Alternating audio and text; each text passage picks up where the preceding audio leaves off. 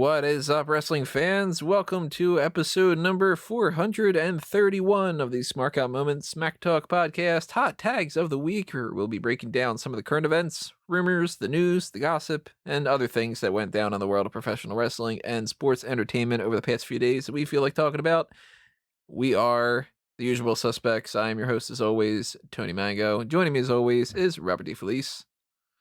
Where are the hot wings? Hot wings, the hot tags, other hot stuff. Donna I was Summer. promised hot wings. Tony, I want hot wings. You ever seen Hot Ones? Yeah, love it. I would do terribly on that. I'm the type of person who's like, I can't eat anything at Chipotle. It's too spicy. I've heard that really makes certain parts of your body very loose. Huh. Well, if you have loose elbows, then you... then drop a comment below. Donate to the Patreon. We're going to do the hot tags. That's what the hot tags are all about. It's talking about the hot tags. So I want you to do the same in the comments below. Tell us your thoughts on all these topics that we're going to be breaking down here. Obviously, if you are on the platforms that don't have comments, then you can't leave a comment because you're not Genie. You're not magic. But if you hop over from the iTunes, Stitcher, Spotify, Google Play, all those feeds, and you go over to the YouTube side of things instead, while you're there, ring that little bell for the notifications, subscribe to the channel if you haven't done that already, like the video because that helps out quite a bit, and as I just said, drop a comment below and tell us your thoughts. We got a couple different things to be reviewing, 4 shows, actually, and a trademark, and somebody leaving the company, and anything else that we just randomly decided to talk about too. But let's start off with one of the older ones. This is the latest episode of WWE 24, R-Truth. It was after Super Showdown, and I absolutely loved this. Yep, I agree. R-Truth is one of the better feel-good stories.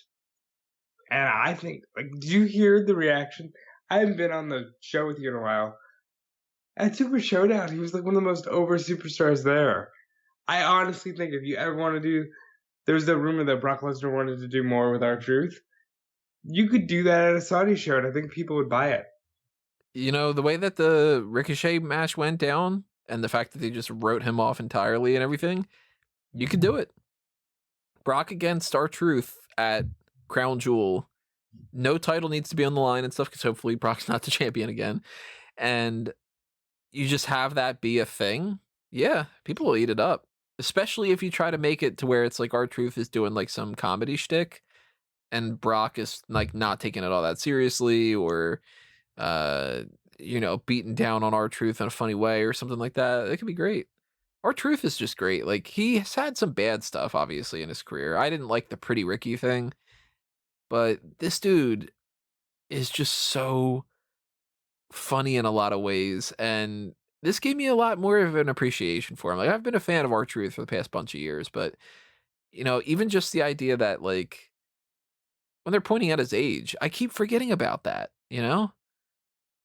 He's one of the older people on this roster, and he looks the same, if not better. Like, if you compare for years. When he came back and they were doing those vignettes of him like saying like where he like grew up and like, oh, I'm gonna set things right, I'm R-Truth now, and that kind of thing. I think he looks better now than what he did then. That was a decade ago or so, maybe even more. Yeah, had to have been more. It was like 2008, 7, something like that. Yeah, 2008. So he'd been back for 12 years. Jesus. 12 years goes by. So there's some people who their careers aren't half as long as that. And he had a whole career before that at that point. And he's just doing arguably some of the better stuff in his career. And it's great, the story of like him with Crockett. It's interesting him saying like how he wanted to support his rap career. He was selling drugs. Then he decided that he just was going to do that. From top to bottom, loved this. This is one of my favorite WWE 24s that they've done. I've been having instances lately of like these really big shocks, and I just had one right there when I said R-Truth came back 12 years ago. This dude's been in the company for 12 years. Like, time is flying. But that does not matter to R-Truth because the dude is a vampire. What is Seems like he, it. near 50? And he's doing, like you said, the best work of his career. And he's never been a bigger star. I mean, just even ignoring like the athleticism and stuff, if you just show somebody a picture of R-Truth and you're like, what age is he? People would probably be like, I don't know, like 33 or something, 20 something, whatever. Like, nah, double that almost. It's ridiculous. I mean, you look at, like, for instance, AJ Styles, he still looks good. But if you look at AJ Styles now and you look at AJ Styles 13 years ago, you could tell the difference. R-Truth, I mean, goddamn, whatever that dude did to find the Fountain of Youth or whatever, pass Sell the along. drugs, don't take them. Maybe that's where it is. Big fan of that, though. If you didn't see that, I definitely recommend it. But I can't say the same for the Trish Stratus Break It Down. It was only like 17 minutes long, and I wanted it to just end. Yeah, couldn't find much reason to care. Although I like seeing Victoria on the network. Yeah, they gave her a little bit of a shout out. And I mean, like, there are moments in that where she was talking about some stuff that we don't hear a million times, but it's mostly stuff we've heard a million times. They did that 24 special, and that covered most of it. They've had plenty of interviews where it's like, oh, it was very important for Lita and I to have the. It's the same kind of stuff, and I didn't take away really anything that was all that different. So, You know, I'm glad that we're getting to an era of appreciation now for the generation that I grew up in. But this ruthless aggression nostalgia has totally left me like this ain't fun for me. I've heard 90% of the stories. Granted, when we get to the other 10%, it does get really fun because you get to hear stories like Mark Jindrak and Evolution. But wow, I know so many of the stories already. It's not as fun. well, for that matter, we had another episode of Ruthless Aggression. This was the fourth one about Brock Lesnar, the next big thing, and I didn't really enjoy this one. I mean, I've liked all three of the other ones, and this one I felt was lacking. They talked a lot about stuff that wasn't in the Ruthless Aggression era, because I don't feel like they had enough to really sink their teeth in. I mean, they pointed out, they're like, well, he was only there for 2 years. So it's not like they can do a deep dive on a lot of those things, but I still would have wanted more. Like, I would have wanted to hear more about what was their thought process going into King of the Ring. Because I know he won King of the Ring, but I don't know a damn thing about it, you know? Here's their thought process. Winner of the King of the Ring fights the champion at SummerSlam. Brock is going to fight the champion at SummerSlam. Yeah, I want to hear stories about, like, dude, you guys got this guy to be a comedy character. He was kissing Kurt Angle on air. Like, nobody talks about that. But Brock Lesnar for a while was like, you know, funny.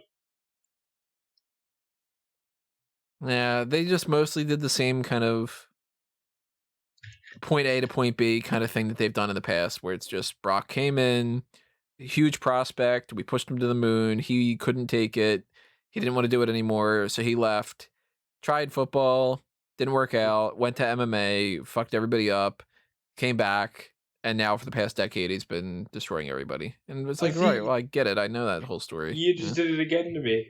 Fucking, it's almost been a decade. Because it was 2012. It was 2012. So 8 years. I'm having a lot of those moments where it's just like shit needs to slow down. Like, remember that first Ninja Turtles movie that came out in like 1991? Yeah. 68 years ago today. Well, I think I'm 66 years old now. Don't know how that happened. Just like that. You never know. It sneaks up on you. Ollie, how old are you?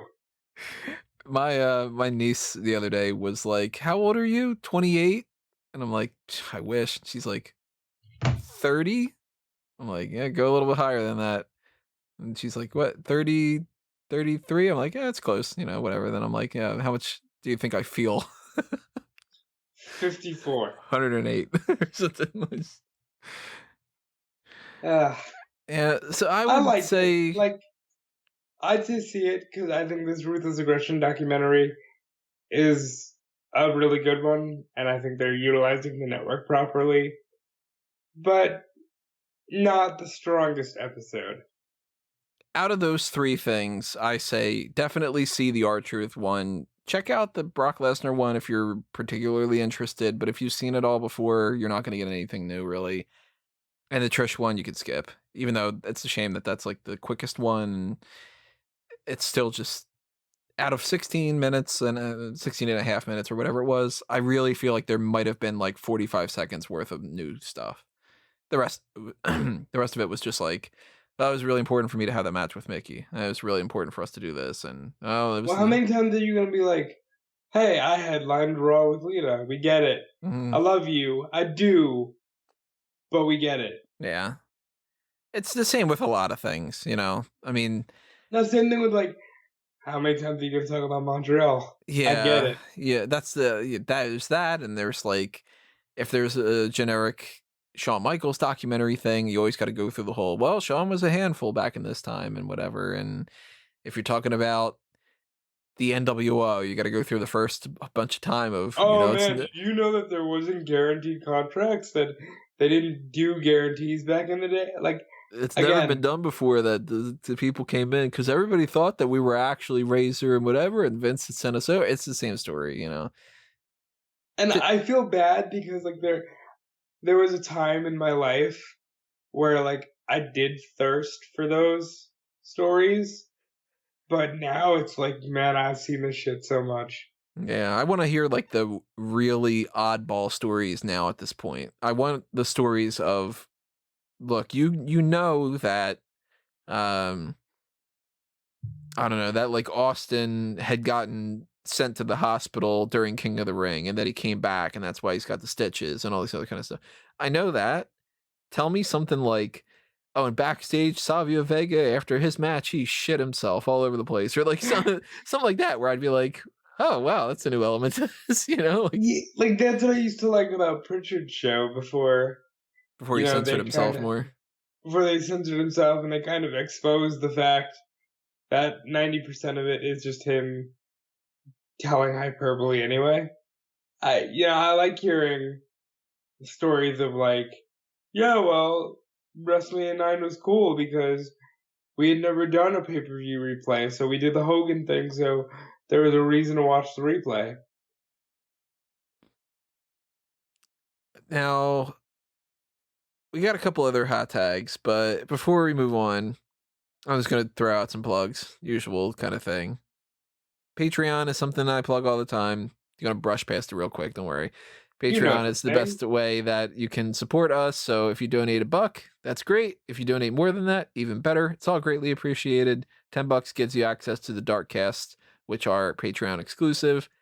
More than that, you got the mailbag priority. Take advantage of that on months that we're not doing the mailbag, which was February and March. We're gonna do another one in April. And then there's the pick your poison tier, and that is if you want us to do something specific. And if you toss the money our way to be able to do that, then we'll set aside the time and then we'll do it. So that is the best way to make sure that there's more content on Smark Out Moment. And another way that you can help out on the monetary side of things, if you want to get something physical to hold out of that, is to check the T Public and the Redbubble shops for the merchandise side of things. Just browse around, bunch of different designs, bunch of different options for where to put those designs. There's mugs, there's coffee things, there's t-shirts, there's stickers, magnets, all that other kind of stuff. So, yeah, check that stuff out if you're interested, and do the same thing for all of that for fanboysanonymous.com. That's my geek culture website for movie reviews and different types of stuff on the superhero spectrum or TVs, discussion or video game talk or anything like that kind of stuff. You're going to find that on fanboysanonymous.com. So subscribe to that YouTube channel, follow those Facebook and Twitter accounts, hit up that Patreon if you want more from fanboys, and just browse around, do the same kind of stuff you'd do for Smark Out Moment. I've got plenty of different websites and plenty of different names, and one of them I went ahead recently and I bought 2 more domain names and registered a couple like Twitter accounts and everything for a project that I might do in the future. I'm not entirely sure when that'll happen, and I'll tell everybody when we start it. But it's not wrestling related. But the idea of like grabbing names when you can is something that we all have to do nowadays. And we've been having a lot of talk in the past year or so about trademarks. And WWE and AEW are in like a trademark war. Sometimes one company gets something and then the other one's just kind of like, you know what, I'm going to snatch up the rest of these or something. Like, AEW gets Bash at the Beach or something. And WWE's like, yeah, well, we'll get sold out. That kind of thing. And recently, actually, well, going back to one of the first ones of these, the Revival have been trademarking different things. They recently trademarked a couple more, and we talked about them, like No Flips, Just Fists, and Shatter Machine, and Say Yeah, and Top Guys, and That's the whatever. worst. Well, WWE is fighting back a little bit.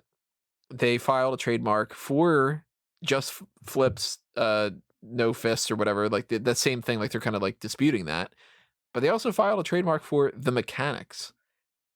And Yeah. at face value, a lot of people might not realize that that's connected to it. It's because before they were the Revival, Dawson and Wilder went by the name The Mechanics. One of those Yeah. dumb names that didn't really work out all that well. And I remember like speculating when the Revival was trademarked, and I was like, well, what's the Revival going to be? Is that going to be a new WWE Network show or, whatever? It's probably on the hot tags here somewhere. And then it ended up being like, oh, you're replacing the Mechanics with the Revival. I don't really like that name either, but at least it might be a little bit better than the Mechanics. I kind of don't see the point to a certain extent. To me, there's not a whole lot of like value to the name the Mechanics. I guess I can get it. Like, if you're WWE, you're going to want to try to keep everything you can, even if it's just like out of spite. But it is mostly out of spite. I can't imagine that they're like, we want to dust off the name the Mechanics, and we're going to name that, I don't know, the Bali and Mendoza team the Mechanics, or we're going to pair up, Mendoza! Sorry. two people from NXT UK and call them the Mechanics, like Pretty Deadly. We're going to change them to Mechanics or something. They're not going to use that name. Well, it is what it is. WWE wants to play hardball, they can do that. I like the name The Mechanics. I think it's a cool name. I think it'd be a cool name if this was 1993 and there were two mechanics. No, I don't mean like, TL Hopper and fucking Bob Sparkplug Holly, the Mechanics, but like, that's a cool name. You mentioned trademarks though. How do you feel about Cody saying in the media scrum, or not in the media scrum, but on AEW Unrestricted, that he kind of has been trademarking all that shit just to, piss off WWE? Oh, he said that? I'll give you the exact quote from transcribed by Jeremy Lambert of Fightful.com. It's a legal nightmare. This was AEW's first Bash at the Beach, and it also might be AEW's last. WWE is not particularly happy about the trademarks I've acquired. Trademark law is actually basic, everywhere but wrestling. Wrestling, there's this idea that if you buy something but let it lapse, it's still yours. The spoils of war. Wrestling legitimately had a war between WCW and WWE, and WWE actually won. The amount of bad fallout that came from that is so much larger than the good stuff. Does WWE do a good job as a custodian of history? Absolutely. The network is done well, and they do some stuff well, but there's been a lot of things that they didn't care for that they let lapse. Anything that was connected to my dad, I wanted to pick up. I don't know what my grand play is here. I just wanted to pick it up to have for my family. I'm not making any money off of it. I think my grand scheme was I was going to get as many things to irritate them as possible, so they were just like, you can have Starrcade. Great American Bash and Starrcade are 100% Dusties. I'd rather have those than 100 Slamborees. Well, I mean, he just kind of exposed his gameplay then. Those are the They're two that gonna be he's like, going "Oh after. yeah, well this year's Starcade is gonna be a 4-day event, bitch." I mean, that they've already been using Starcade, so they're good with that. They haven't done Great American Bash in a while, but I wouldn't be shocked now if that's the case, where they just in July or something, they're just kind of like, you know what, actually, let's do a special. This one's Great American Bash. Because I think that I would if I were in their shoes, you I know? love Starcade. Never really been a I big fan of the name. I love that name. I think that sounds so much cooler than TLC, Revolution, Blood and Guts, Cody, Blood and Guts. Like, I think Starcade sounds so fucking badass. And the Great American Bash, too. Like, that's cool. You know, it's July, Hmm. it's America. Maybe Bash. Cody can switch it just the Great America Bash. Um, we never, we kind of speculated on the Blood and Guts already. But that name is so bad. I like the match beyond. I hate it so much. I like that name so much more than this is the Blood and Guts match. Yeah. It's like, what are you doing? Sorry, that really bothers me. I'm like, Well, we still know that the revival is more than likely going to AEW, and we are pretty certain about another person too, because Matt Hardy is now officially a free agent. He's left WWE. He doesn't say whether or not he's going to AEW, partially because he's not the type he's of guy that totally would going just. somewhere else first. I mean, that would make sense to me too. But even if he was just going straight to AEW, he's not going to say, "Hey, and I'll be on AEW Dynamite next week," or that's just not how it's going to work. I So think he's totally. I think he ends up everywhere but New Japan before settling down in AEW. I think he definitely hits up Ring of Honor because they need the boost. I think he definitely hits up NWA. I think he hits up MLW. What a great promotion there, by the way. I think he hits up Impact because they kind of started that broken universe thing. And here's the kicker, though. I'm not totally convinced he doesn't just go to NXT. you think that he would play around with that idea that he's like, I I think left WWE and I'm going to NXT? I think Matt Hardy will go wherever they let Matt Hardy control Matt Hardy. And I think if they're really in a bidding war, hey Matt, come on down to NXT. Apply your broken stuff here. That way we keep you in-house and AEW doesn't get you. Haha, we win. I mean, let me put it this way. I think that WWE should try to keep Matt Hardy, but I also feel like Matt Hardy might be overestimating what his contributions can be in some ways. I disagree. Like I know that like the broken stuff is not the same as the woken stuff, because it's just not. But I do feel like that's a little bit overplayed now at this point. And I don't think if he goes back to doing that, that it's going to be some massive wonderful thing that he can just be like, you're skipping out on a WrestleMania main event here or something. Like, I don't think that that's the case, but I do think that he's got a creative mind, and if he were to be able to apply that in some producer capacity or something, or some interesting feuds with some people, like a feud with the Velveteen Dream or a feud with Aleister Black. Damian Priest even or something, like they could probably get around to do that kind of stuff, but I don't think that that's where he expects that to go. I think that he really is so invested in this that he thinks that it could be the headline act still, and it's been a bunch of I, years at this point. I don't know. I think WWE has proven, as much as they say, well, we make movies, pal. They're not good with content that doesn't involve a wrestling ring. The Firefly Funhouse is great, right? The one time they had somebody invade the Funhouse, it went nowhere. The Woken Universe, they couldn't get it. They're not good with content that doesn't directly involve wrestling.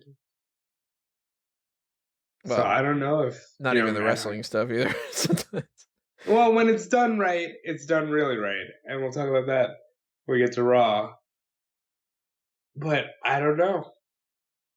I don't know if it's a good fit for Hardy. I just think they should try to keep Hardy.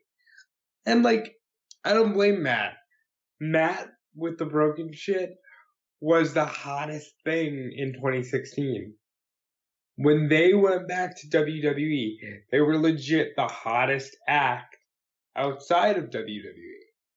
And then they signed them up, and it was like, okay, you're the Hardy Boys, and you're a tag team. The end. He didn't do anything with them. I'd be pissed too. Well, that's also partially not WWE's fault. I mean, yeah, some of it lies on Jeff. Yeah.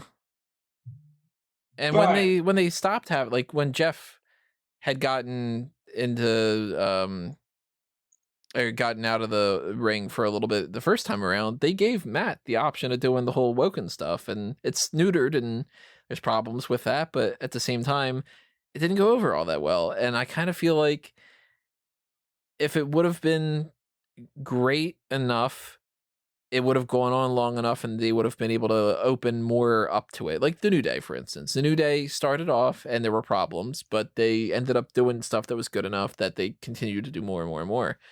Whereas the Woken stuff just felt like it was a lame retread of what had happened before.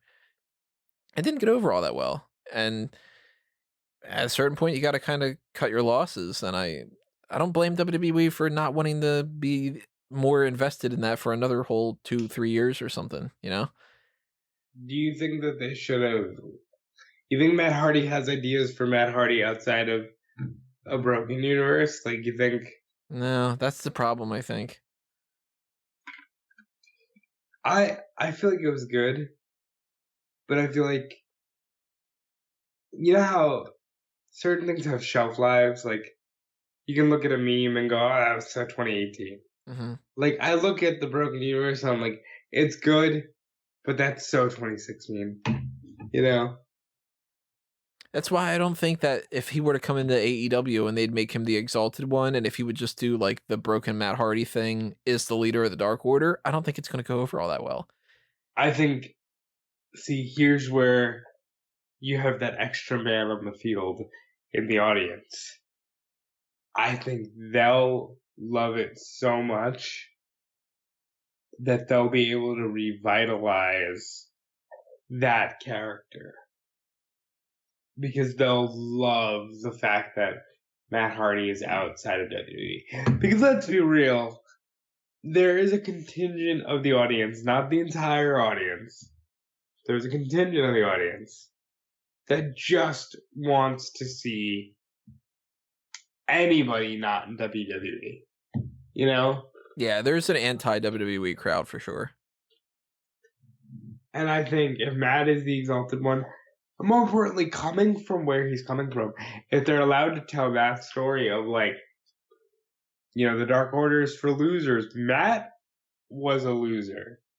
You know, Matt is coming off of a jobber run, basically. Tell that story. But before he does, I think he totally goes to NWA and RH.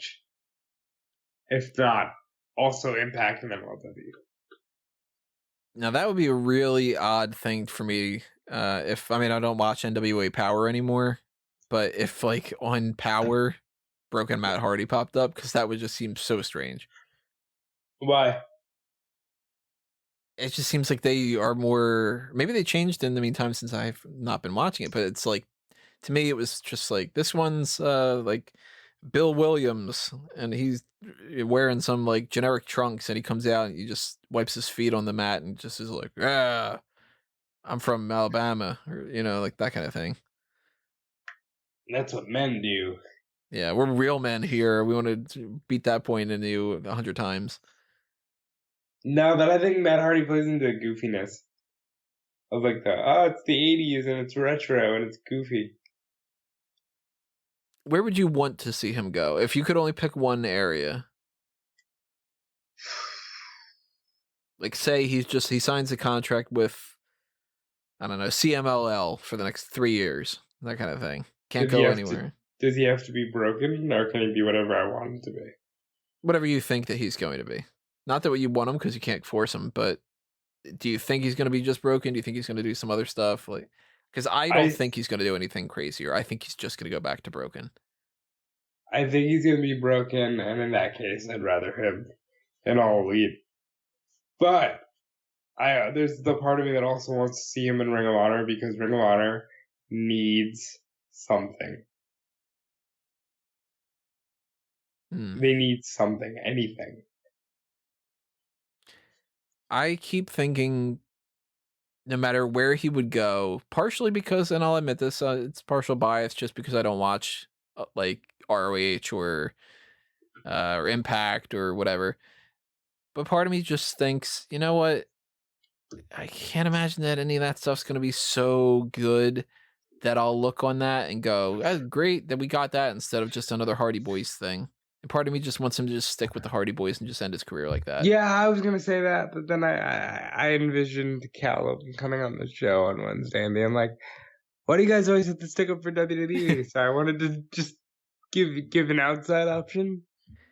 But yeah, in that scenario, it's almost more so not me sticking up for WWE. It's more so me just liking the Hardy Boys and not having had enough of it, And I still like want the Hardy fact that to Jeff is start there again. means that he would, like, if they split, then obviously they can't do that because both of them have to be in the same company for that to be the case. But like, I just don't Hey, like overall. I don't value the broken thing in 2020 as much as I would value Hardy Boys versus the Usos. Jeff is on backstage, right? What if Yeah, tonight. what if the switch is like, the Hardy Boys are in the Hall of Fame. That's not going anywhere. Ha ha. Like, Was that when they're supposed to announce another Hall of Fame thing? yeah, they're gonna announce it on backstage. You got to pick one or the other, backstage or the bump. Which one are you keeping and which one are you getting rid of? Sophie's choice. Smark's choice. That's what we call it. I'm getting rid of backstage. Furthermore, To me, I'd be like, I don't really like these kids. I'm getting rid of backstage, and I'm putting Renee on the bump. If you could, I'm gonna do my usual thing. If you could merge these, then I think you got one good show out of these two. Yeah, like I like Renee. I think Renee is good at that role. I like the bump in theory. I don't like having to watch a show at 11 o'clock at night on Tuesday, nor do I like having to tune into a YouTube show at 10 a.m. on a Wednesday. To me, I almost feel like if you could get the people sitting down and talking like they do on backstage, and none of the other shit. Like, I don't find the celebrity promo thing funny. Man, they waste so much time on that. I've never once liked the whole, we're going to talk back to these comment things and we're all going to go, oh, the whole time. I think that that's so cringy. I don't get the satin sheet where he pops up once every 3 weeks and goes, this person signed a new contract. And then they go, all right, fuck off, Ryan. It's just like, what the hell? Why'd yeah, you like do they that? haven't Like, let him do anything else with the satin sheet. Like, yeah, it's just contract signings and that's it. Well, at that point, yeah, like let him be like, yo, there's heat between like Triple H and Cody, whatever the fuck. Yeah, just like to have him report things that he would report the way that he would as a reporter, just that kind of thing. The But way that like, he does, like it's not because people want to shit on Satin, but it's not like he's stopped being a decent reporter. right, yeah, he has more to offer than what they let him do, and that's disappointing. And I just don't care about when they were like, this guy is a basketball player and he's a big fan of WWE and we can have him here. And he's like, oh, this is great. I love WWE. And I don't care, you know? And the same thing with the bump. Like, I dig some stuff on the bump when they're like, I've been actually enjoying this trivia contest that they've been doing.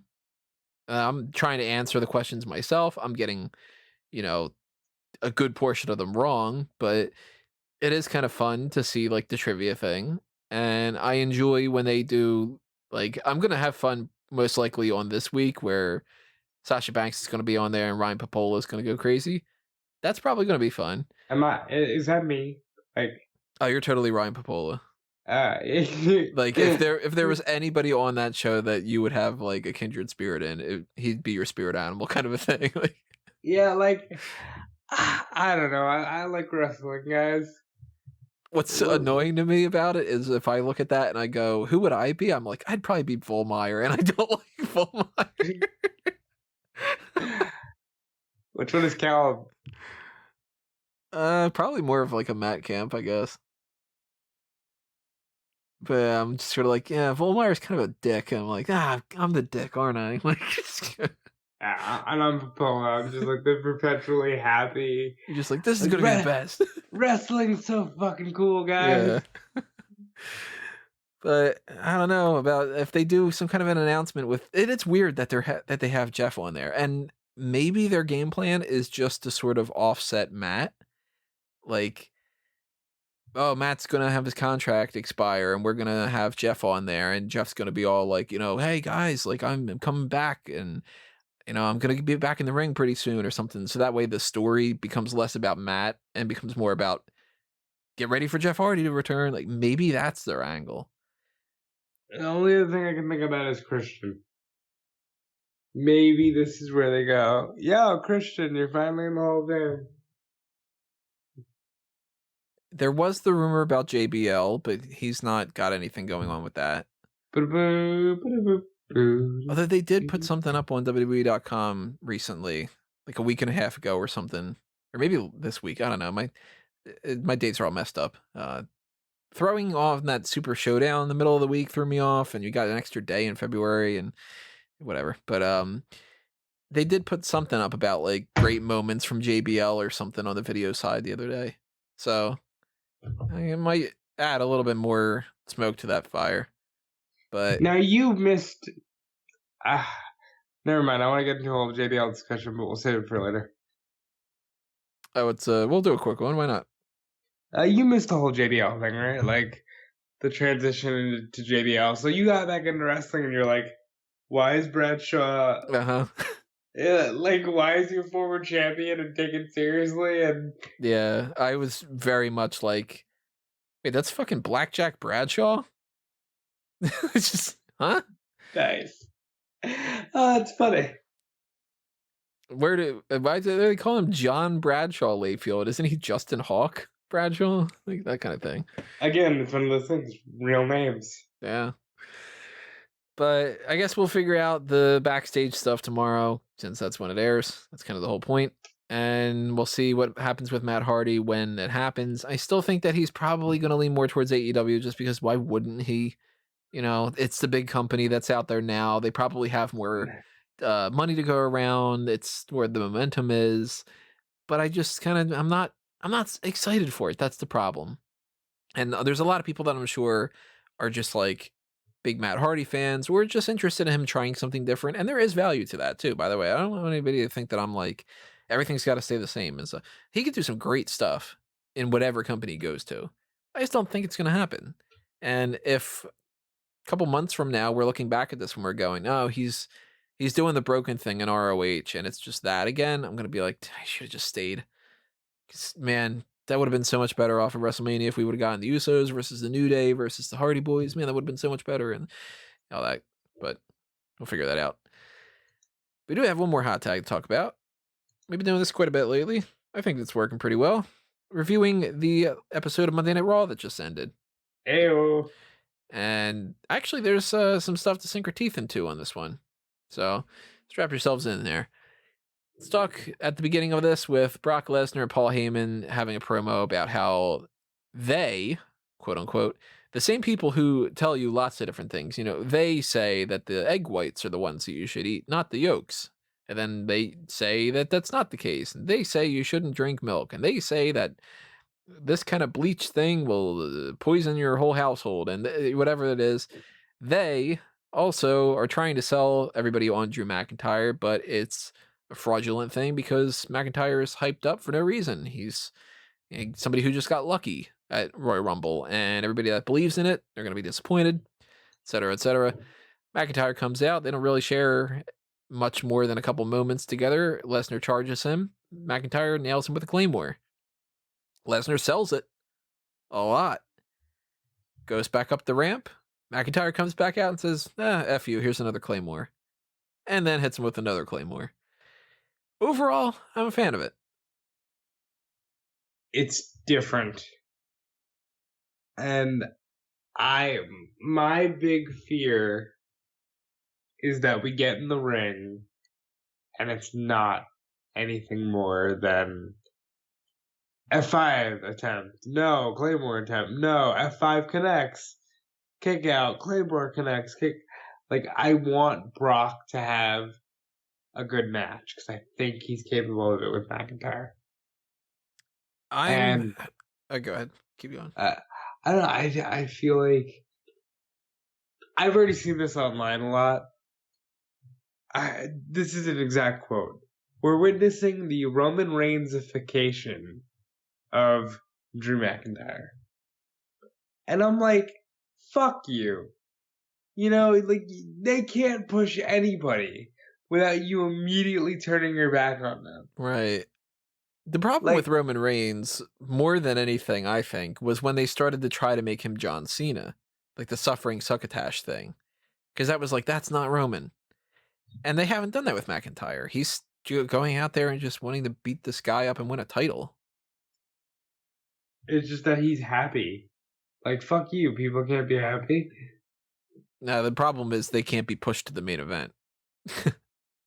Because if they would be pushing him towards the United States title match, these same people would be like, how come he doesn't fight for the world title? Oh my God, it's such a waste of mid-cards, People just want to be contrarian for the sake of it. It's so disheartening, and that's why they end up not giving a fuck, and they have Brock Lesnar shit on Ricochet. Because you're not happy either way. What I would like to see them do is play into somebody like me who has fears of Brock Lesnar retaining. And I'd like to see something like the match starts off, McIntyre hits a Claymore and gets a 2 count. And then you go through the whole rest of the match and it's like, oh crap, like he already hit the Claymore at the beginning of this. What's going on? And I'd like them to have an actual match because it's been a while since Lesnar really did that. But midway through the match, McIntyre hits a Claymore, 2 count. That way you can get those moments where people go, well, Lesnar matches are quick. Oh, okay, that must be the end because he hit oh, fuck, he didn't. Oh, God, that means that Lesnar's going to retain, that kind of thing. And then, of course, you got to pull the trigger and have McIntyre win, but like... I'm not convinced that he does. I'm not either. I think that they're foolish if they don't go with that, but they've proven themselves to be more than foolish in the past, so... If they keep setting him up as being somebody who can beat Lesnar, the more and more I'm going to be 50-50 about it, because at that point I'm going to go, well, are they doing that because they want people to think that he's going to win and they're going to go, haha, we got you? Or are they doing that because people like me are looking at that, thinking that they're going to do that, and then they're going to go, well, we told you he was going to win. It's like that kind of quadruple reverse psychology type of thing where it's like, I know that you know that I know that you know that I know that you know. And you're like, I lost track already, god damn it, You know the thing. Here's the thing. What does it boil down to? What does it boil down to? It's one of those situations. I'll tell you what, for me, like, it boils down to, I like Drew McIntyre, I like Brock Lesnar. I want worker Brock Lesnar one more time. Yeah. Just one more time. Especially after seeing that ruthless aggression thing where he's not the same type of performer as he was. And that's in good part just because WWE books him that way. They're just like, no, we want you to just do these moves and haha troll, whatever kind of thing. But like, come on, you're wasting the ability to have one of those matches. Do it for real. Have a real 10, 15-minute long match instead of just a series of Suplex attempts at, F5, suplex yeah. F5. So I don't know what to think about this. For this segment in a bubble, I liked it. But if they do this again, especially if they do it like 2 or 3 more times, I'm going to get really nervous about WrestleMania with that. Well, we don't usually. I want to take a detour real quick here. Can we talk about the 2 matches that were made on SmackDown? Roman Reigns and Goldberg and John Cena and The Fiend. Go back and talk about that? Yeah, why not? It was stupid. And that's not even to say that I don't like the matches. The idea that Roman Reigns is just like, I'm next. And then they're just like, hey, guess what? It's official. He's next. WrestleMania, Roman Goldberg. And then John Cena cuts a great promo. And he's like, I'm not going to be a Mania. And then The Fiend doesn't even attack him. He just kind of points to the side like a doofus. And John Cena's like, yeah. Even though I just said I don't want a match, I'm going to fight you. It was weird. Am I wrong? Well, here's the subtext that they didn't tell you. Backstage, they held a match, and it was a dibs match. So Roman Reigns won, and he's like, all right, dibs. I got Goldberg. They just didn't show it to you. The same as they didn't show you that Rusev and Bobby Lashley brawl that happened at Royal Rumble. These things are just happening. They're just not pointing it out. And Roman Reigns has his match with Goldberg, and John Cena was there, and he's like, I don't think that I should have a match. And Bray Wyatt points, but even though the match got booked, he wasn't pointing saying, I want to have a match with you at WrestleMania. He was just pointing, and John Cena was like, yep, that's a sign. And then they're like, oh, you know what? So that's going to be the story. Obviously, that's fucking stupid. Come on. But yeah, I don't hate these things, but I don't love them either. The thing that bugs me more than anything else isn't so much that they just announced these, but it's the way that they went about doing it. And it bugs me, and we'll talk about this a little bit more when we talk about our Elimination Chamber predictions, but it infuriates me when a company that has the ability to plan things out in advance doesn't. And I can understand when certain things happen where, like, somebody gets injured. Okay, you got to figure out another way to get around things. Totally understand. That's just an issue that you don't plan for. Nobody's going to plan for that. But if you can plan for something, why announce ahead of time this whole, like, we're going to have this Elimination Chamber thing, and then we're going to announce that Sheamus is in it, which we didn't announce ahead of time. And then we're just going to go, nah, never mind, not going to have a match. Don't have Sheamus cut a promo saying that he's going to be in the Elimination Chamber if you are not certain that that's going to happen. You know? Right. And it's not like they couldn't have done it still. Roman Reigns could have won an Elimination Chamber. It's more than fine. They didn't run into a situation where they ran out of people and they didn't have enough spots for it or whatever. They didn't run into a situation where, like, the chamber couldn't be set up and they needed to change the pay-per-view. They just decided that they wanted to cut to the chase, and they probably did the same thing with the Lacey Evans thing. I'm in the Elimination Chamber match. And then they're like, no, you're not. Well, then why'd you write the promo? Well, you don't know that yet. They might announce one on Friday. They might, but they already have 2 of them. I'm kind of assuming that they're not going to have a third. But the weird scenarios like that, I don't know. I mean, I'm also not interested in seeing John Cena versus Bray Wyatt to begin with, just because I already saw it at WrestleMania in the past. So this strikes me as last second. Part of me thinks that John Cena had a plan, or maybe he wasn't even going to be involved. And they got wind of, like, hey, we got Goldberg. Put the belt on him. Well, what about Roman and The Fiend? Roman and Goldberg, it's a bigger draw. maybe, What about Bray Wyatt. Call John. Maybe the plan was that Elias thing. Maybe that's it.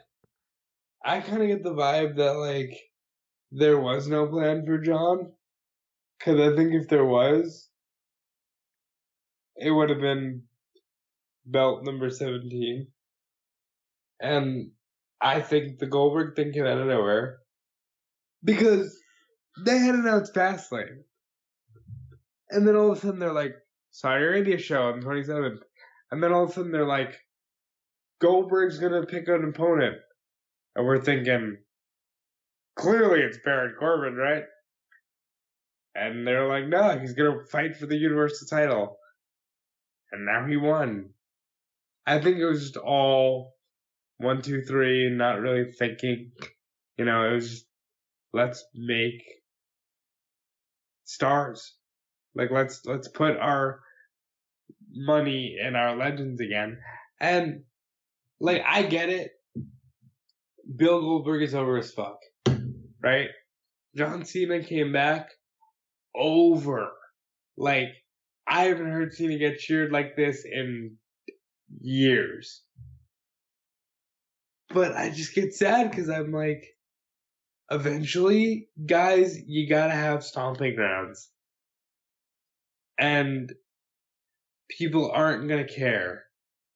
So either go back to a 4 pay-per-view system or start making stars out of your everyday guys.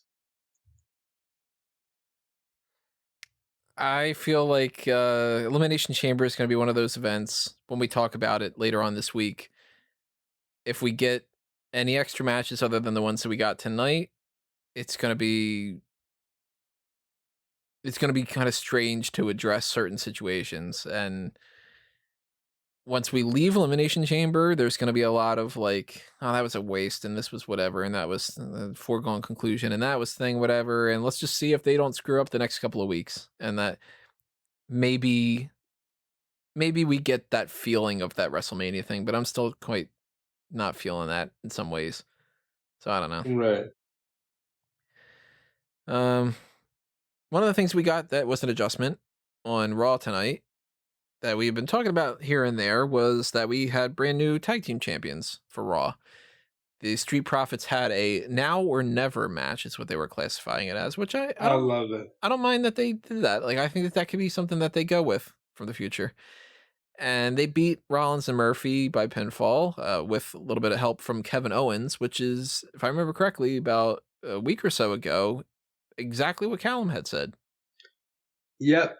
He said they won't make it out of Saudi Arabia's chips, but as soon as Kevin Owens is able to interfere, they will. And yeah, good on Callum. And post-match, Rollins says, I demand that we have a rematch for the titles, because, you know, the rematch clause is happened the thing. that you don't have rematches. Right. Don't... And he says that Kevin Owens, when he gets his hands on him, he'll crucify him, and it doesn't matter the place or the time or any of that kind of stuff, but Owens can even pick the stipulation. He used that phrasing, which makes me think, okay, well, their match at WrestleMania has to have a stipulation at this point. I mean, it's not has to in the sense that somebody's got a gun to their head or something, but it's like, if you don't do that, my God, are you stupid? Because that match on its own is not as interesting as if it had a gimmick to it. And if you're flat out saying, pick a stipulation for it, you gotta go with it, or else it's just like, dude, come on, you know? Right.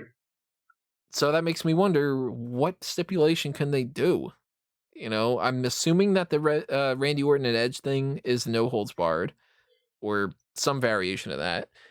And if they just go with the same thing, they just call it something stupid like, I don't know, the Savior Smash match or the whatever, then who cares about that too?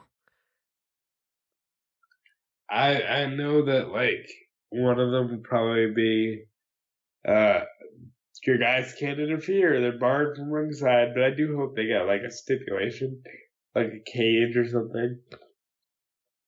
Just because It's Mania, and they deserve something really good. They've been fighting for 4 months. It needs to end proper. I don't know what they're doing with the Raw tag team title situation for sure, obviously. But we've talked about this quite a bit. And now it seems we're leaning in this direction. AOP versus Street Profits, potentially versus Viking Raiders versus the OC. Yep. Just the standard throw a bunch of tag teams together, fatal four-way type nonsense, you know? That's your WrestleMania match. And if that's the case, pre-show. Pre-show then. Now. Yeah,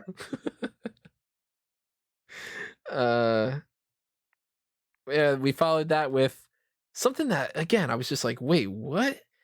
Ricochet comes out, and then it turns out that Riddick Moss was in the ring the whole time, and that's going to be the 24/7 championship match. They had announced ahead of time Riddick Moss was going to defend the title, but they announced it that way. Riddick Moss will defend the 24/7 championship. Nothing about Ricochet.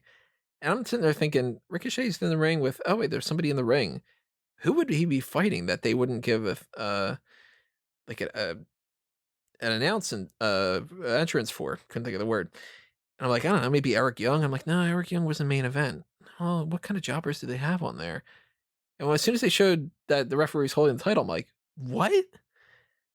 Really? Okay, well, he's just gonna win the 24/7 championship, and he fucking loses. Riddick Moss beats Ricochet by pinfall. Holy shit. I had said before that they were going to take this idea of Ricochet struggling to beat the OC and leading up to Lesnar where they were just brushing him aside and he just got his ass whooped and whatever. I'm like, they're going to follow it up with him losing. But I figured he'd lose to like Andrade or, somebody like that. I did not think at all they would sacrifice him to Riddick Moss. Yeah, Ricochet's having the worst week ever. He gets literally squashed by Brock Lesnar in like sub 2 minutes, and now even Riddick Moss is beating him. Not a great look. Where do you think they're going with this? Is this just something that where they're just like, I don't know, have Ricochet lose to him because we are down on Ricochet? Is it like that we really want to put up Riddick Moss so he could beat Ricochet too on his downswing? Or I can't look at this and figure out what a game plan could have been that would make sense to me.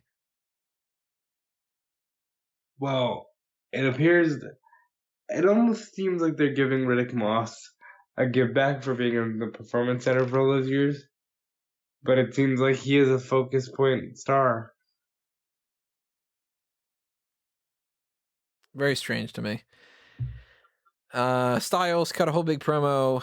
He's basically just reiterating the fact that, like, hey, I lost at Super Showdown and I'm going to fight The Undertaker at WrestleMania. Stay tuned for that, everybody. That kind of thing. Aleister Black was scheduled to fight him, and he does one of those, like, typical old heel moves, which I like, where he says, well, you signed a contract that actually says that you have to beat Carl Anderson before you get to me. So Black beats Carl Anderson, and he goes, I forgot that you also, at that point, have to fight Luke Gallows. And Luke Gallows loses by disqualification. So then Styles disappoints fighting an Aleister Black that's already fought 2 people. So Styles wins.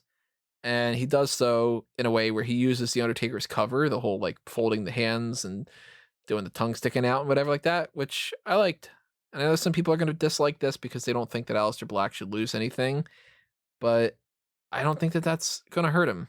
He fought 2 members of the OC and lost to AJ Styles. It's not like he lost to Epico. Do you think he gets in that Undertaker match at Mania? Nah.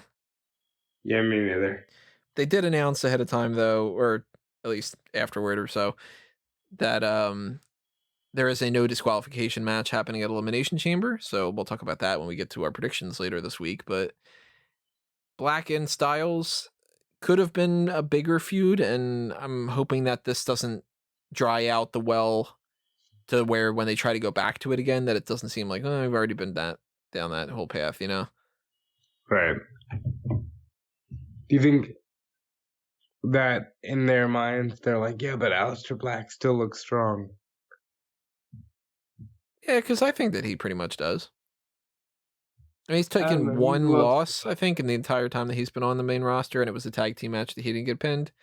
And now he loses this to a multi-time champion, future Hall of Famer, who is his third opponent. And even though the OC doesn't look all that strong, you can argue they're Raw Tag Team Champions. They won the Cup, that kind of thing. So he beat two people, and then he lost to a Hall of Famer. It's okay. Which is totally fine. Yeah, not everybody can win every what match. happened to AJ and Saudi Arabia. I mean, AJ loses to The Undertaker. You give him a win to balance it out. That makes sense too, I get it. I still kind of think that maybe Aleister Black isn't the right guy for this spot. Mr. Black. Maybe this would have been a better thing for Ricochet. No, Aleister Black fits the Undertaker mold better. Well, that's if they play into that. I don't feel like they're really playing into the whole, like, those two are in that dark spectrum. And I kind of feel like the Riddick Moss thing, you could have sacrificed that whole match, or you could have just had him beat, I don't know, Zack Ryder or something. And if Ricochet, because Ricochet was against Gallows and Anderson recently, I kind of feel like AJ should have been beating Ricochet instead or something. Or at least, scrape by on the skin of his teeth. They already buried the lead. We know the Undertaker can handle both of the Good Brothers pretty easily. Ultimately, I don't think that people are going to care too much. I think they're just going to look at that as like Styles and Taker are cool, especially like the casuals. They're not going to have watched any of that. And Black, he's fine. Anybody that thinks that he's buried, he's not buried. It's fine. We had a pretty interesting segment here. Not the best segment by far, but it was interesting where Liv Morgan was against Ruby Riott and Sarah Logan was the special guest referee. And Riott inadvertently hits Logan at one point. Logan gets upset about that. She does a fast count for Morgan, so Morgan beats Riott by pinfall, and then Logan attacks Morgan after the match too. But this was one of those things that was interesting to me because it feels like the three of them think they're having an epic feud, and they're not. So I feel bad for them, but I still was interested. It's very strange. Like, I don't want to see more of this, but I don't know. There's something about it that's a little intriguing to me too. Well, everybody likes things that aren't easy on the eyes. But I kind of feel like Black, he's a guy who, we talk about the NXT system, we talk about Ciampa, we talk about Gargano. I feel like he was right there. He was in Halftime Heat. He did all that shit. Where are you going with this? He should have been right there with him. So now you have... He should have been right there with Morgan and Riott? Oh, fuck. You just had a complete brain fart moment, didn't you? I'm building up Black and, you're on Logan and Riott. Okay, let me finish my thought on Black. Because now I'm on the thing. Alright. So, I feel like he really should be doing a lot more than just jumping out to AJ and maybe being Undertaker's sidekick at Mania. On to Logan, Riott, and Morgan. I didn't think they were going to go here with this. These three are intertwined, right? We know that. And they've totally shit the bed on Morgan's return. Because she came back as Lana's mystery lover and they just didn't go anywhere. But now we kind of see that Logan's a babyface with Morgan. No, Logan's definitely not babyface. Didn't she fuck over Riott? Yeah, but she attacked Morgan right afterward too. Oh. So she's playing the tweener so she's kind of just role. Like, I'm out for myself. Alright, as I explained to you off camera, my Spectrum app was being funky tonight. So I only saw the clips they put out on Twitter. Hmm. If they're gonna have her be the lone wolf, fine. Does anybody really think Sarah Logan's gonna matter the day after Chamber outside of the WrestleMania Battle Royal? Her role in the Chamber is to get eliminated. I mean, everybody is at this point, but still, like, I mean, Everybody's jobbing out to Shayna, but Logan is there to job out to possibly Morgan. then we had an even weirder thing. Backstage, No Way Jose and his conga line are dancing around, all right. and they bump into Eric Rowan, and No Way Jose just says, "Hey, can I please see what's in that?" And he says, Rowan as a goes, g- "I've been waiting for weeks for somebody to say this. Mind you, Mojo Rawley already did this. So you're just supposed to not remember that, you know? They did the exact same conversation, not literally verbatim, but it was like, "Hey, can you just show me? Oh, you're being nice. I've been waiting for somebody to just ask." It's the same thing. Same well, exact hold thing. on.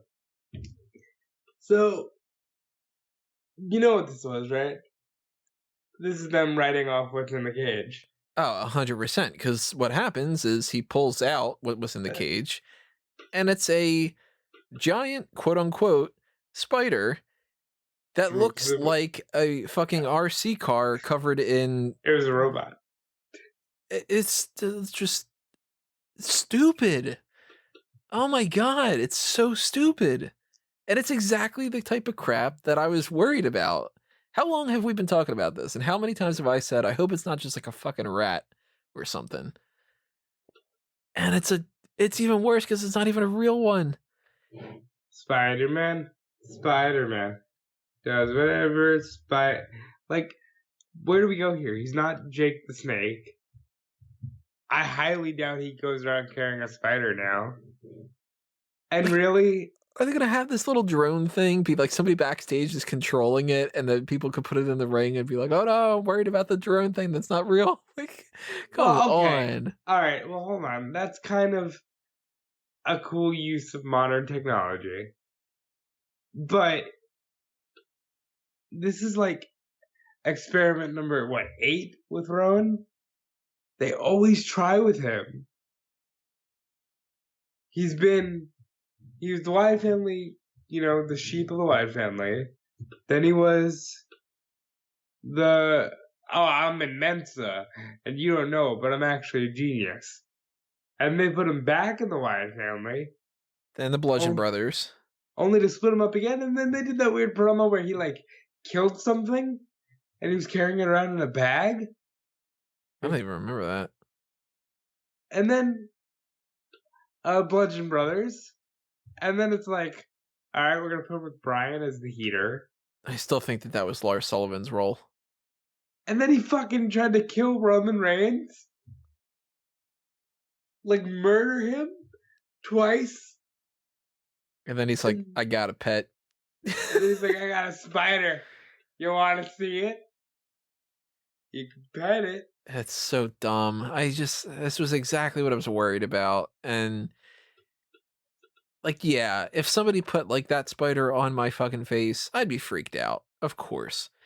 But the fact that there's that cage and these people are ringside and they're like, "What's let me go see it in the cage. And it's like, oh, it's this big spider. And they're all like shrieking like it's they saw their dead parents' heads in there or something like that. Like, it's a spider. Like, it's in a cage. I don't care how fucking big it is. It's in a cage. The whole point of the cage is that it's not going to break out of it. Spidey is spitting blood. No, remember he spit blood? Well, that was supposed to be that. Wait, did it spit the blood or did it just bite him? It bit the guy. Oh, okay. Yeah, it bit the guy because it bit Rowan's hand when he stuck his hand in there. Guy's name should have been Peter Parker. And like you said, it's like, this isn't Jake the Snake, and you're not in an era where you can do this fake little toy thing and have people not know that that's a little robot. I thought this was so dumb. I And agree. if this is the way that they wrote it out, they would have been better off just not showing it anymore. You know, just he just doesn't carry the cage. I'll say this. I appreciate the fact that they played it off well. But like you know what I mean? Like they had continuity, they bothered to finish it.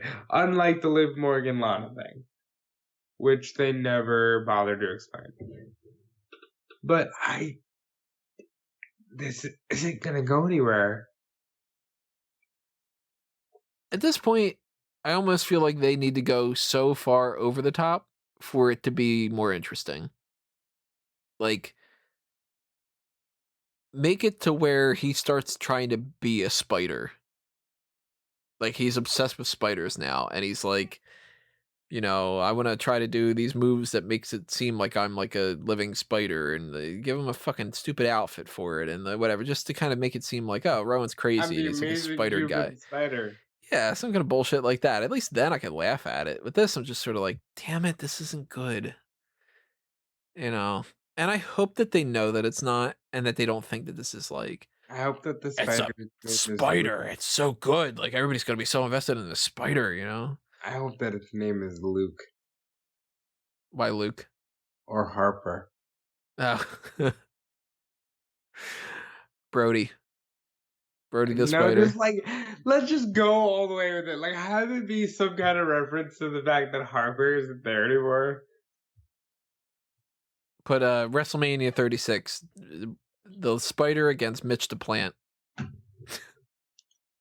I'm mad they didn't bring back the plant for Revolution. Should have just brought back any plant. And they're like, oh fuck, it's Mitch's cousin. We had Shayna Baszler beat Kairi Sane by submission. Not much going on here. Becky Lynch I was feel bad. ringside. Like Yeah. she was all excited to fight Asuka. You know? Oh, my voice cracked there. She was all excited to fight Asuka, and that didn't happen. Is that a legit injury though? It has to be. I don't think it is.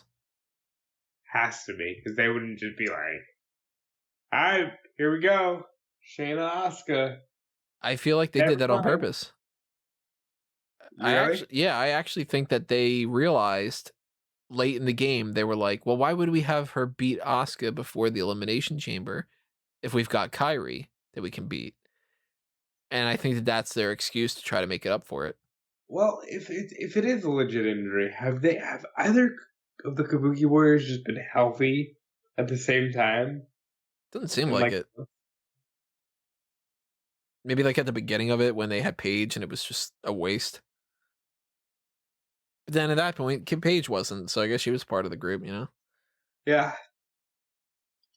So I think I can't wait to see what they do at Mania with the girls' tag titles because you know they deserve to be defended, and they will be because it's Mania, and you're not gonna not defend all your belts.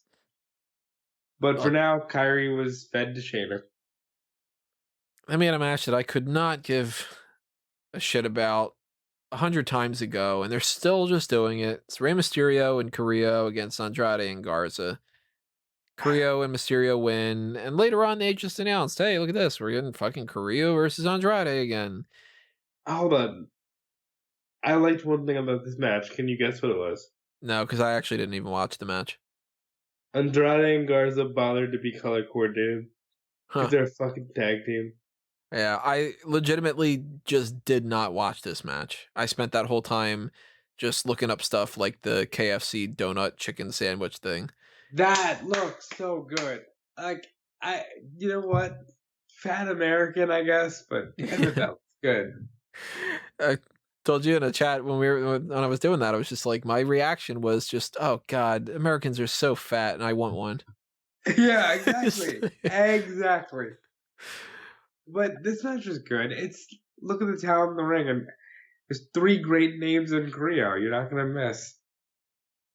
You're gonna miss that Elimination Chamber when we get Carrillo versus Andrade for the 900th time in the past year. So. I hope that Fatal 4-Way actually happens because that might be fun.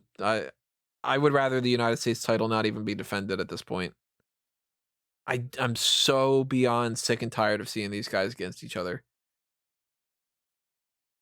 I think you just want to see Humberto Carrillo as champion. God, if they do that in particular, ugh. Still better than Cain Velasquez winning anything. Fuck it, have Cain Velasquez win the United States title. I'd be more into that than Carrillo winning it at this point. At least that would be a different match, you know? Yeah, no thanks. I'd still rather Carrillo. I hated this whole. I'm sick and tired of it. I think that it's odd for me to say that like I need the Brock Lesnar rule of this, but I'm so sick and tired of seeing this Carrillo and Andrade and Garza and Mysterio thing. And I like Andrade a lot, and I'm a big fan of Garza, and I think Mysterio's doing some of his best stuff. I just don't get into the Carrillo thing, and even if I was just to ignore the Carrillo stuff, I want to see Mysterio against these guys again. And I'm like, it's just how many fucking times can you do the same match? You know, I'm a big fan of garlic bread, but I'm gonna eat it every fucking night. You know, it's just You know what? There are many ways one can eat garlic bread. Just like there are many ways one can watch Andrade versus Humberto Carrillo, but they haven't played with it. well, I only know how to eat garlic bread with my mouth, and I only know how to watch this mouth with my eyes, or watch this mouth with my eyes. I'm so glad I fucked the whole thing up. Oh well, while you're watching your mouth with your eyes. Listen, I could only hear with my foot, and 15 is 37. I don't know. I mean, look, you could have done no DQs, 2 out of 3 falls. Like, there are many different ways to do a match. But this is the antithesis of Kevin Owens and Seth Rollins because they just refuse to do that match at all. Whereas they keep doing the same match with these two over and over again. I think this would be better served 2 out of 3 falls. I think it'd be better served not even happening.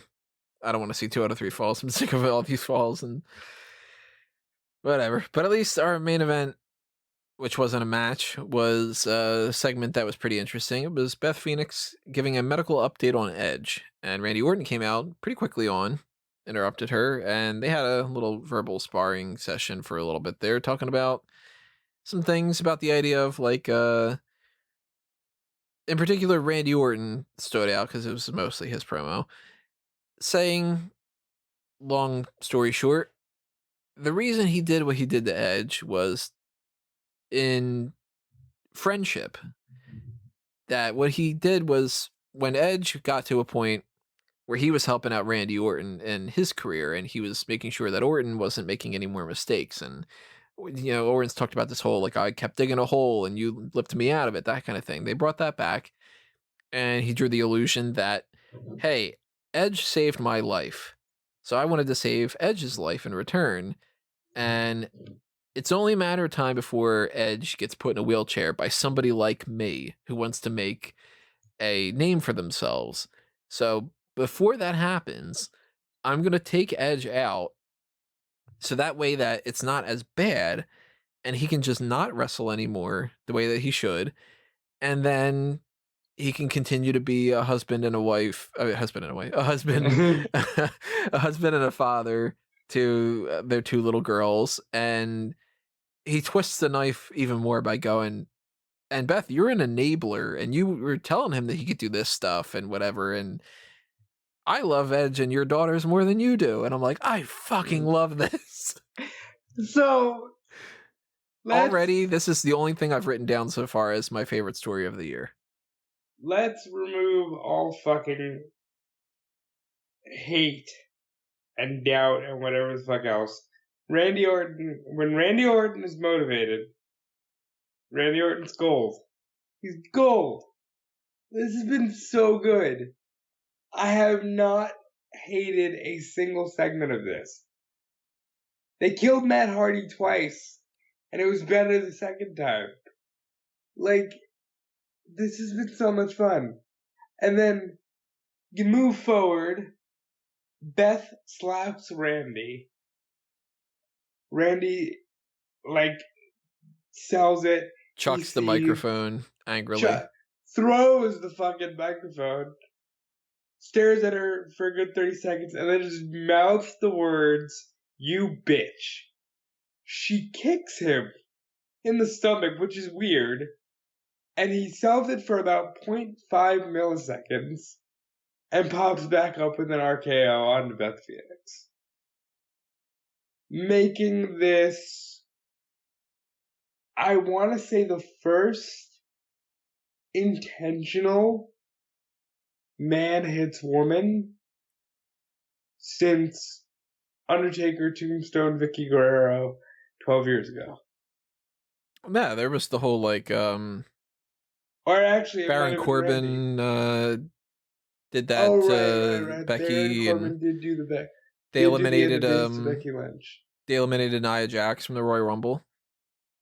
Right, but they kind of, that was in the confines of like, all right, well, we're in a match together, bets are off.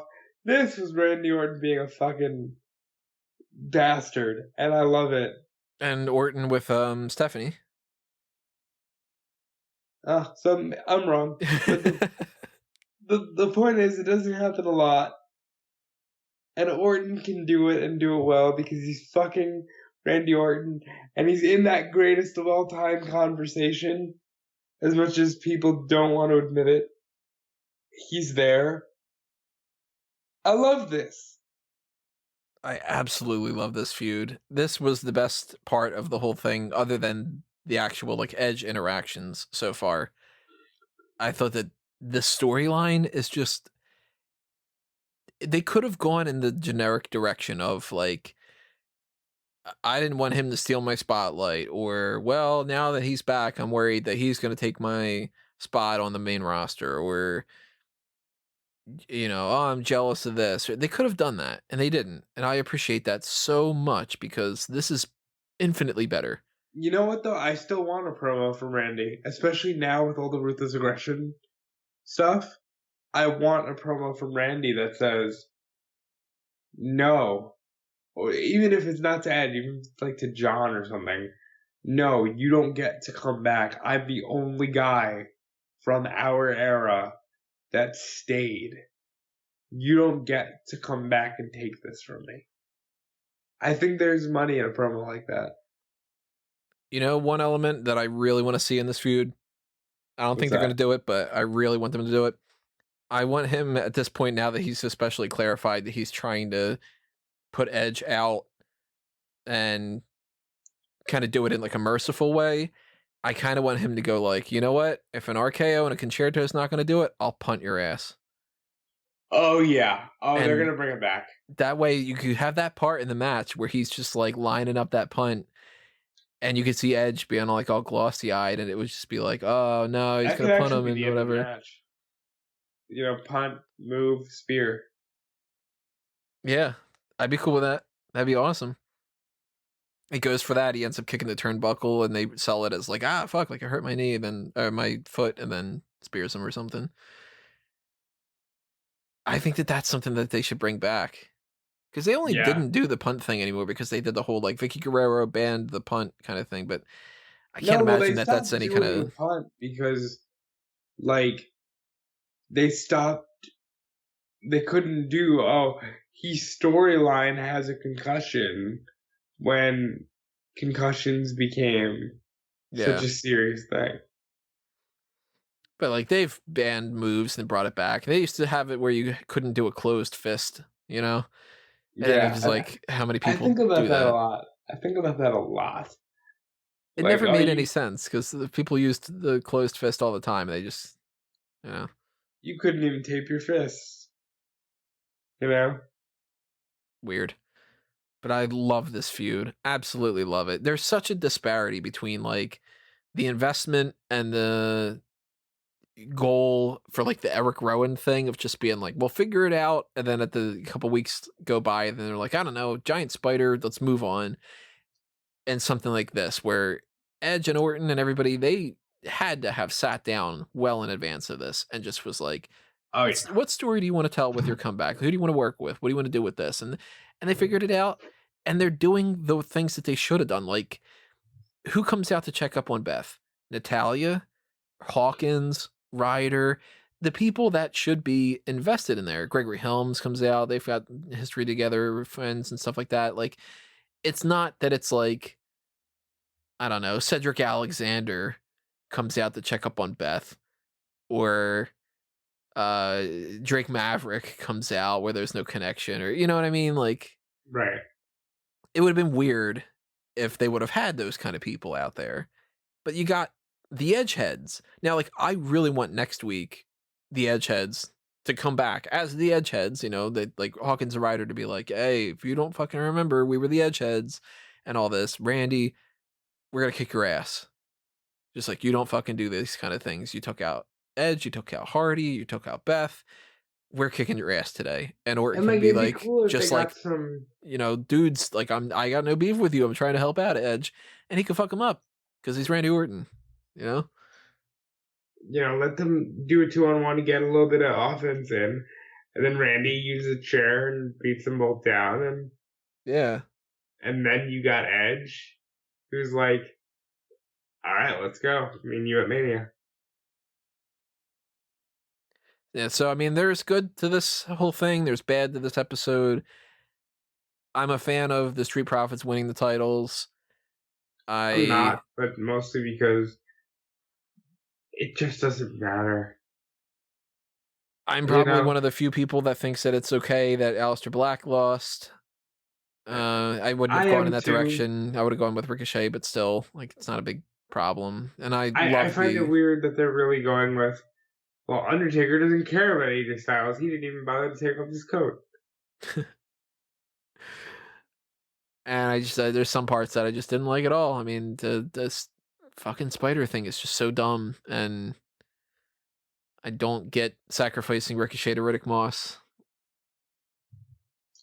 Who did he piss off? Like, who did Ricochet piss off? Yeah.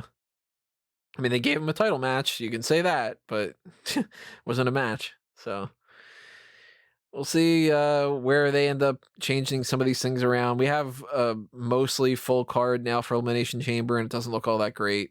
In fact, this looks like one of the weakest cards that they've done in a little while. And that's a shame because there's a lot of talented people on this card. It's just that it's not panning out super well. And I mean, it's weird. It's a stacked card. There's 4 gimmick matches on the card, and everything is either a gimmick match or a title match. But it looks inconsequential. So those are the hot tags I got. Anything else you can think of? No, I don't think so. I'm doing one final gloss over.